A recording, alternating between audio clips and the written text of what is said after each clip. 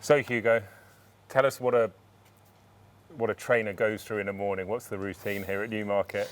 A million different emotions normally. So this morning, it's Tuesday morning. Typically, we work our horses on a Tuesday, on a Friday. So that's not to say that they don't exercise on the other days, but that's when a select number of them will do fast work. So this morning we were on a gallop called the Albahathri, named after a very, very good filly of Sheikh Hamdan's.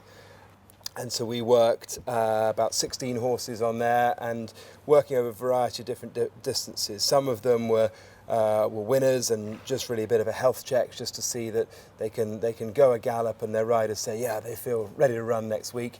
Others are 2-year-olds that probably don't know a bit. They've never been asked to go that fast before, so they're joining up and getting close into each other and feeling the irons syrup irons bang together, and you see, that's one of the pleasures of training horses. You watch them learning on the job, and some of them learn and go forward and become better, and others can't, and that's the life of training horses. She's called Utile.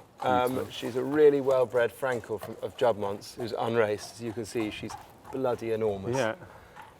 But she'd be a 1.5 mile maiden, and she could turn into a sort of Park Hill filly or something next year. So look, we're going to weigh her just so that people can see what goes on.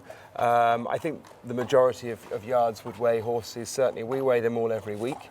And we weigh them out of the yard to go racing and back into the yard when they come back, to give us an indication of how much it's taken out of a horse. Sometimes you can send them racing, and remember Galileo Gold used to put on weight for going racing. Really? He used to thrive. He did once. He put on weight when he went to Ascot. Whereas some horses, we had a winner at Hamilton this week, and he lost 23 kilos going up there and coming back, which is quite a lot. This is a really big filly, this daughter of Frankel. Should we stick her on the scales, Billy? So there she is. She's 540 kilograms. So to give you an idea, we talked about Galileo Gold. On Guinea's Day, he was 481 kilos. So this is a 3-year-old filly by Frankel. She's a big, big filly. And in terms of ranges of weight, for those that don't know, like obviously it's each individual horse has a different weight, but what is the sort of scale of weights for racehorses? She's, as you can see, she's pretty fit, and she'd probably run within the next month. I guess she's unraced, so it's hard to say what her racing weight is, but for flat horses that we have here, I'd say that she's near the top end. Right. We wouldn't have had many heavier than her, and some 2-year-old fillies will be right down around 400, so it's quite a big range. What about this town? Because everyone knows it was very quick, your rise from having a very small team to essentially you became a classic winning trainer within 3-4 years? 5. 5 years, okay. 5. Covert Love won the Irish Oaks in 2015, it was 5 years ago. So. 5 years ago, which is remarkable. I mean, I doubt there are many trainers out there that have got that on their CV. So what was it like being in this town? Take us back to the start, becoming a classic winning trainer so quickly? Other than great, obviously. Other than great, obviously. But look, I mean, we were, and I know it sounds trite, and of course we had to do it right, but we're just incredibly lucky to have had those horses. At the end of the day, trainers and jockeys are made by the horses they have. And we were very, very fortunate to have probably actually no more than about 8 or 9, but 8 or 9 very good horses in Actibante, Covert Love, Galileo Gold, Best of Days, Home of the Brave, Gifted Master. We had some wonderful, wonderful horses at the same time. Yeah. And we had a sort of an unusually high number quite early on. Might have been easier from a business model if they'd been spread more evenly over the decade that I've been training. Because we've only got one Group 1 horse at the moment. I'd love a handful more. We've got some very nice 2-year-olds to come. But look, it was hugely exciting. But Newmarket's a great place to train. It's a great place to start training because it's not quite the same in America.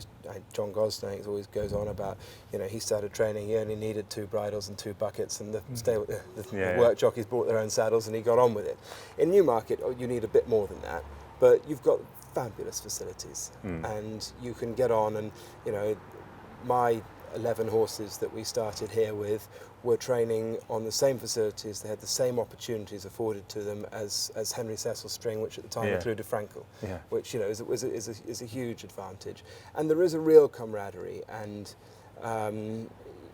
we're all, of course, competitive with each other, but we also feel the same pressures, understand the same things, and when we're going well, and when someone's going well and you're not, you say well done, but you probably think, I wish I was going that well. But also when you see your friends having tough times, because every stable in the country goes through great weeks and bad weeks, and you might think to yourself, Jesus, I'm glad we're going a bit better than X, Y, Z, but you also feel for them as well. And there's something quite nice about that. I think some people like training on their own and never having to see people. Henry Cecil always said that it was like a cocktail party without the alcohol. And sometimes it is. There's someone jolly to talk to every morning. And actually, particularly during lockdown, my wife used to say, it's all right for you. Your life hasn't changed. You see 45 different people a day and you can chat to them. I'm stuck inside. It's true, though, isn't it? Which is true. It is true. The Group 1 horse that you have is Powerful Breeze. How is she and what's the plan? Yeah, look, she's great. Thank God.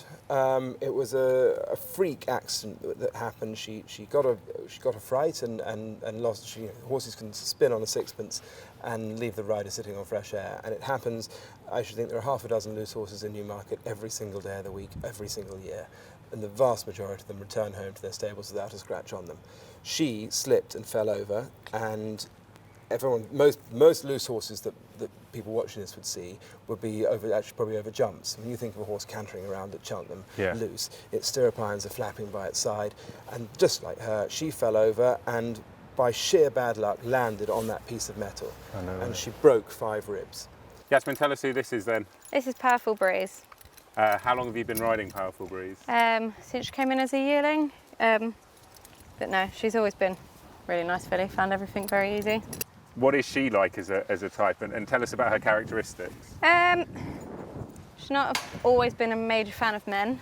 Right, I'll step away. She knows she's good. She's quite sassy in that sense. I was going to say, when there is a good horse, she's clearly very talented. We've seen that on the racetrack. Obviously has had a little setback at the start of the season, but do they know that they've got that X factor? Do they know they're better than the rest? Some do. She always has.